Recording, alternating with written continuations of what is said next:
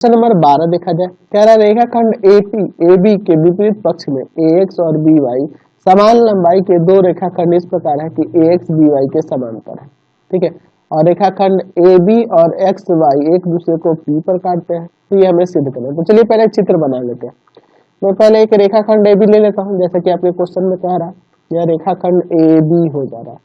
यहाँ पे कौन कौन सी है जी, AX और BY समान लंबाई के दो रेखाखंड है, इस प्रकार है कि दोनों समांतर है।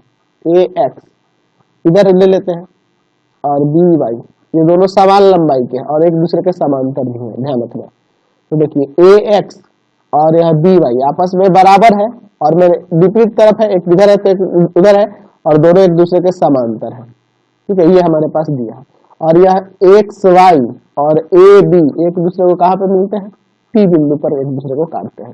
तो जैसे आपके क्वेश्चन में कह रहा है वैसे मैंने चित्र बना दिया। चलिए पहले लिख देता हूँ क्या क्या दिया है। दिया है यहाँ पर AB के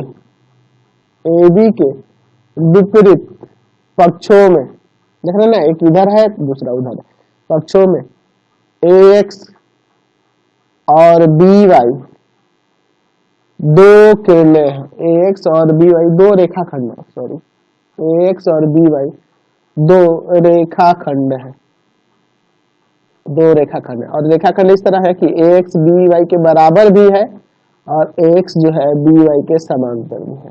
ठीक है, चलिए इतना ही काफी है। चाहे ये भी लिख सकते हैं कि रेखाखंड AB और XY एक दूसरे को P पर काटते हैं, P पर काटते हैं। चलिए देखते हैं। तो सिद्ध करना है, क्या सिद्ध करना है देखते हैं। पहले में कह रहा है कि त्रिभुज APX सर्वांगसम है त्रिभुज BPY से। APX और यह BPI सर्वांगसम है। और दूसरा कह रहा है कि P AB का मध्य बिंदु है, AB का मध्य बिंदु है। तो देखिए पहले अगर हम सर्वांगसम दिखा देंगे ना तो कोई दिक्कत नहीं है, सारा काम हो जा रहा है। ये P AB का मध्य बिंदु यानी कि AP BP के बराबर दिखाना होगा, तो सर्वांगसम हो जाएगा। तो ये तो दूसरा CP से ऐसे ही हो जाएगा। ठीक है, चलिए तो सीधे इसका प्रमाण देखते हैं। किसमें तो त्रिभुज APX तथा त्रिभुज BPY में, APX और BPY में इन दोनों को सर्वांगसम करने के लिए हमें तीन चीजें चाहिए। पहला तो ये बराबर दे दिया है और दूसरा समांतर दिया है। तो समांतर दिया है तो मैं यहाँ पे कर सकता हूँ, यहाँ पे दो काम कर सकता हूँ। एक देखो ना, आप यहाँ पे एक काम करो, इस एंगल को इस एंगल के बराबर कर सकते हो। ठीक है, और चूंकि यह इसके समांतर है, यह एक तिर्यक का काम करेगा, तो यह कोण भी इस कोण के बराबर हो जाएगा।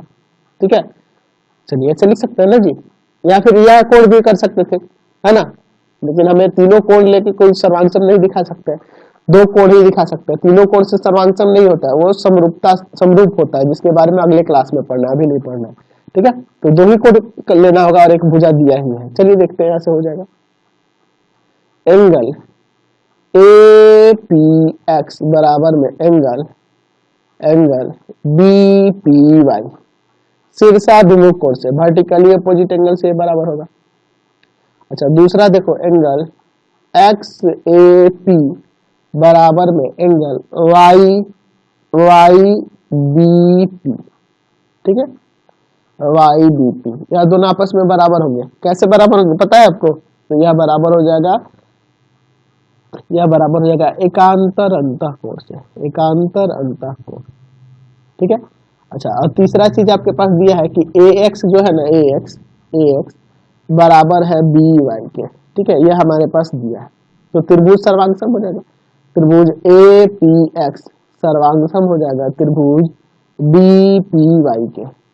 कैसे होगा, ध्यान से देखो, यह एंगल और यह साइड है। ठीक है, तो एंगल साइड सर्वांगसम से। ठीक है, आप इसको याद रखना, ऐसे नहीं लिख देना कि एंगल साइड एंगल, गड़बड़ हो जाएगा।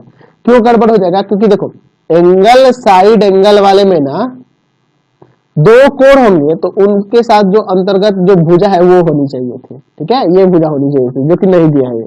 तो ये एंगल साइड से होगा। ठीक है, तो जब सर्वांग हो गया तो यहाँ से AP बराबर BP हो जाएगा CP/CT से, AP बराबर में BP CP/CT से, सॉरी AP बराबर में BP CP/CT से। तो यह बराबर हो गया, तो बराबर हो गया इसलिए यहाँ कह सकते हैं कि P जो है AB का मध्य बिंदु है, AB का मध्य बिंदु है। तो यही था आपका। चलिए ये हो गया, चलते हैं अगले क्वेश्चन की ओर। कोई दिक्कत नहीं है इसमें। Question number